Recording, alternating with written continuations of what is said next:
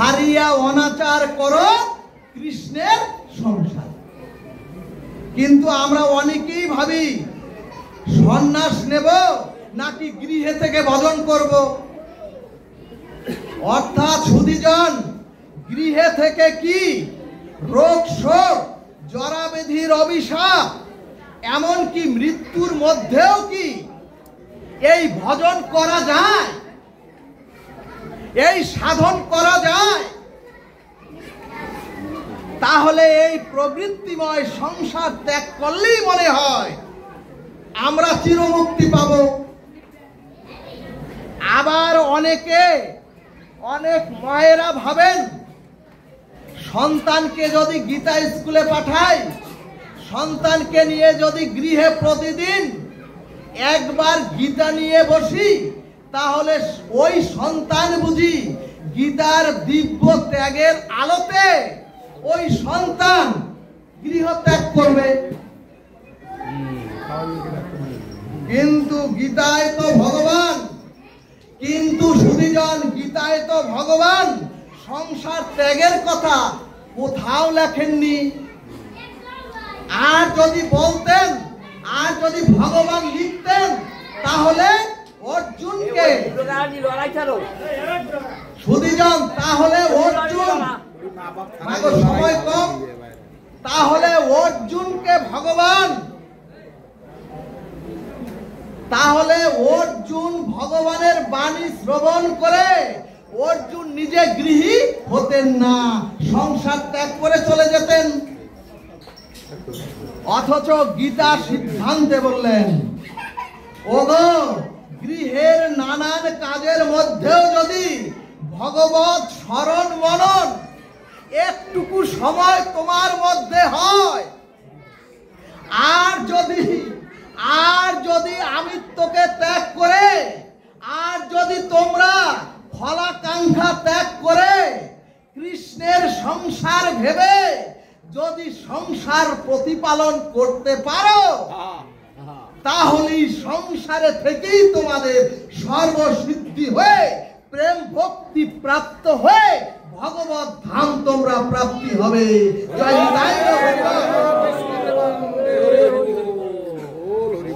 এই কারণেই সংসারে আমরা যারা গৃহী অথবা যারা গার্হস্থী, আমরা যারা অবলম্বন করে সংসারে আছি, আমাদের কোথাও যেতে হবে না। ভাগবত বলছে, ওগো, বৃন্দাবনে থাকো, আর যদি মনের মধ্যে থাকে সংসার, ওই বৃন্দাবন সারখার। হরে কৃষ্ণ, হরি বল। সুধীজন, এই কারণেই সংসারে আমরা যারা গৃহী বা যারা গার্হস্থ অবলম্বন করে সংসারে আছি, কোথাও যেতে হবে না। তবে সংসারে থাকার একটি বিদ্যা আমাদের জানতে হবে, কৌশলটা জানতে হবে। ভাগবত দৃষ্টান্তে বললেন, ওগো, একজন যুবক কাশীর সন্ত কুলতিলক ওনাকে ভক্তি কবিরের কাছে গিয়ে, সুধীজন, একজন যুবক কাশীর সন্ত কুলতিলক ভক্ত কবিরের কাছে গিয়ে বললেন,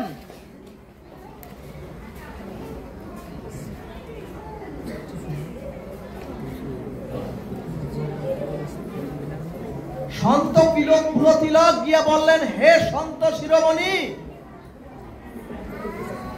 সংসারে থেকেও কি ভগবত ভজন প্রেম ভক্তি পেয়ে চিরকল্যাণ চিরমুক্তির কোন পন্থা আছে?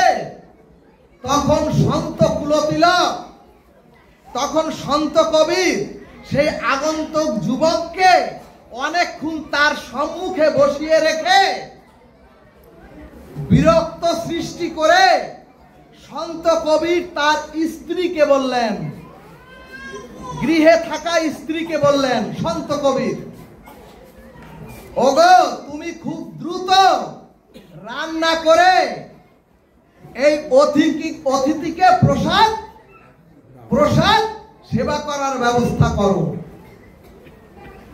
সুধীজন, তখন ওই পতির এক আদেশেই রন্ধন ক্রিয়া সম্পন্ন করে প্রসাদ দিলে, রন্ধন ক্রিয়া সম্পন্ন করে থালায় প্রসাদ দিলে সেই প্রসাদ গ্রহণ করতে গিয়ে আগন্তুক যুবক দেখেন ভাতগুলি একেবারে শক্ত, চালের উপরে একটু যা হয় ভাতগুলি একেবারে শক্ত। আগন্তুক যুবক দেখেন মাতাজি শাক রন্ধন করে এনেছেন, সেই শাকে কোনো লবণ হয়নি। এরপরে দেখলেন যেই মুখে শাক দিয়েছেন ভাত চিবোতে পারেন না, ওই মুখ থেকে থুথু করে ভাতগুলি ফেলে দিচ্ছেন। এরপরে যেই শাক দিয়েছেন শাকগুলি থুথু করে খেতে পারছেন না, থুথু করে ফেলে দিয়েছেন। অন্যদিকে ওই সন্ত কবি একই ভাত, একই প্রসাদ, একই শাক, ওই ভাত আর শাক দিয়ে উনি নির্বিঘ্নে প্রসাদ গ্রহণ করিতেছেন। সুধীজন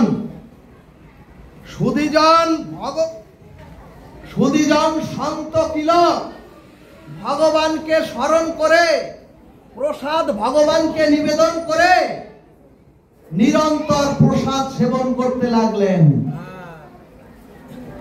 ভক্তগণ, আগন্তুক যুবক মনে মনে ভাবলেন এটা তো বদ্ধ পাগল, এ তো উন্মাদ, এবং তাই এদের মুখে স্বাদের বা কোনো রুচির কোনো বিদ্যাও নাই। সুধীজন, তখন যে আগন্তুক যুবক জানতে এসেছেন কি করে সংসারে থেকে ভগবত ভজন করে চিরমুক্তি পাওয়া যায়, কিভাবে গোবিন্দের চরণ প্রাপ্ত হওয়া যায়, তাকে সন্ত কবির বললেন, যুবক তুমি প্রসাদ কেন নিচ্ছ না? হে যুবক, তুমি প্রসাদ কেন নিচ্ছ না? যুবক উত্তরে বললেন, হে কুলতিলক সন্ত কবি, এগুলো কি গ্রহণ করা যায়? এগুলো কি খাওয়া যায়? অথচ আপনি কিভাবে এটি হাসি মুখে গোবিন্দকে নিবেদন করে প্রাপ্ত হচ্ছেন? ভক্তগণ, তখন রৌদ্র উজ্জ্বল দুপুরের মধ্যে সন্ত কবি তার স্ত্রীকে আবার নির্দেশ করলেন, ওগো তুমি এখনই একটি লণ্ঠন জেলে আমার কাছে নিয়ে আসো, আমার এখন গ্রন্থ পড়তে হবে। সুধীজন, এদিকে গিন্নিকে বলার সাথে সাথে দিনের উজ্জ্বল আলোর মধ্যেও ওই গিন্নি পতির আদেশে সাথে সাথে লণ্ঠন জেলে ওই উঠোনে এনে দিলেন একটি গ্রন্থ সহ, এবং সন্ত কবি যুবককে সামনে রেখে দিনের আলোতে লণ্ঠন জেলে গ্রন্থ পড়া শুরু করলেন। সুধীজন, তখন ওই যুবক আরো ভাবলেন এ তো উন্মাদ পাগল, নতুবা ওদিকে করলো ওই এখন দিনের আলোতে, যেখানে রৌদ্র উজ্জ্বল আলো, তীক্ষ্ণ জ্যোতি আলো, তার মধ্যে একটা লণ্ঠন জ্বেলেছেন, আবার লণ্ঠনের আলোতে উনি গ্রন্থ পড়া শুরু করেছেন। আগন্তুক যুবক ওখান থেকে তার আসন থেকে উঠে হন হন করে চলে যাচ্ছেন। তখন সন্ত কুলতিলক ওই যুবককে ডেকে বললেন, কি হে যুবক, উত্তর নেবে না? সুধীজন, ওই যুবক বলছে এগুলো তো শুধুই পাগলামি, আপনার এগুলো শুধুই পাগলামি। তখন সন্ত কবির উত্তরে বললেন, ওগো সংসারে থেকে যদি ভজন করে, ওগো সংসারের এই কুরুক্ষেত্রের মধ্যে যদি থেকে ভজন করে ভগবত চরণ আশ্রয় করে যদি শান্তি প্রাপ্ত হতে চাও, যদি তোমরাও চির শান্তি পেতে চাও,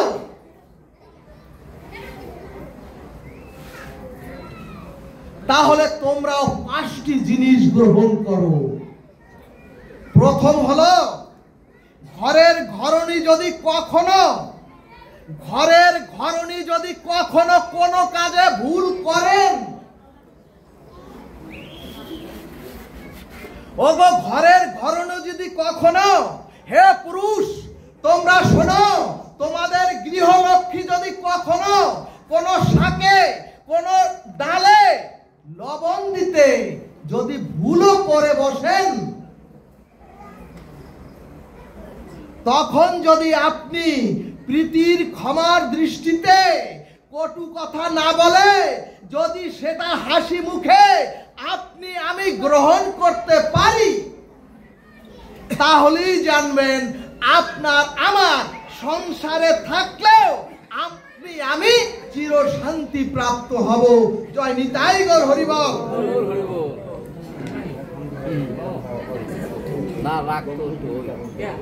ভক্তগণ কিছু মনে নেবেন না, চায়ে একটু বেশি চিনি অথবা একটু কম হলেই, অথবা তরকারি যদি মনের মতো আমাদের না হয়, তাহলে তো আমরা সংসারের মধ্যে ওই রাবণের লঙ্কা কাণ্ড বাঁধিয়ে দেই। কিন্তু ভাগবত বললেন যদি কাউকে গ্রহণ করেন তাহলে তার ভালো মন্দ দুটুকুই আপনার আমার গ্রহণ করতে হবে, নতুবা কিন্তু সংসার আপনার আমার ওই সংসার উচ্ছন্নে যাবে। দ্বিতীয়টি হলো, ও মাগো এবার তোমরা শোনো, দ্বিতীয়টি হলো, স্ত্রীর ধর্মটা দেখো তোমরা। দিনের আলোয়, দিনের তীক্ষ্ণ আলোয় লণ্ঠন জ্বালানোর আদেশ দিলেও ওই মাতাজি ওই ঘরের স্ত্রী বিনা বিচারে বিনা বাক্যে স্বামীর আদেশকে রক্ষা করেছেন।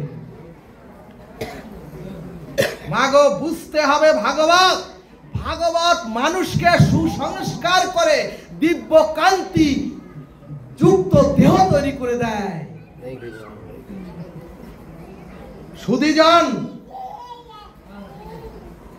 সুধীজন স্বামীর আদেশকে রক্ষা করেছেন। ওই স্ত্রী একবারও স্বামীকে বোঝাতে আসেনি, একবারও স্বামীকে উল্টো কথা বলেননি। ওগো দিবা প্রহরে আলোর প্রয়োজন কেন? ভাগবত বললেন যদি এভাবে ক্ষমাশীল হয়ে সংসারে থেকে আপনি হরিনাম নিরন্তর হৃদয়ে গ্রহণ করতে পারেন, তাহলেই গোবিন্দ আপনাকে কৃপা করবেন। বলো না গো রাধে রাধে। সংসারে আমরা কেউ কাউকে সহ্যই করতে পারি না। দেখবেন ক্ষুদ্র বিষয়েই আমরা অস্থির হয়ে ধৈর্যচ্যুতি ঘটিয়ে দেই। সুধীজন এই কারণেই সংসারে জীবকে ভাব আসতে দেয় না। পরমহংস রামকৃষ্ণ এক কথায় বলেছেন, যদি গ্রন্থটা খোলেন, সংসারের নানাবিধ জ্বালা যন্ত্রণা রোগ শোকের পরেও, সংসারের নানাবিধ যন্ত্রণার মধ্যেও যারা সকাল সন্ধ্যা একবার যদি সকাল সন্ধ্যা নাম গ্রহণ করতে পারেন, তারাই সরাসরে বীর সাধক। হরিবল। সুধীজন ভাগবত বললেন সন্ন্যাসী ত্যাগীরা তো ভাগবত সাধন ভজন করবেই, কিন্তু যারা সংসারে শত সহস্র জ্বালা যন্ত্রণার মধ্যেও যারা 20 মণ পাথর ঠেলে যারা গোবিন্দ চরণে একবার সমর্পিত হয় বা হতে পারে, তারাই হচ্ছে সমাজে, তারাই হচ্ছে চরাচরে রাধা গোবিন্দ প্রেমানন্দে।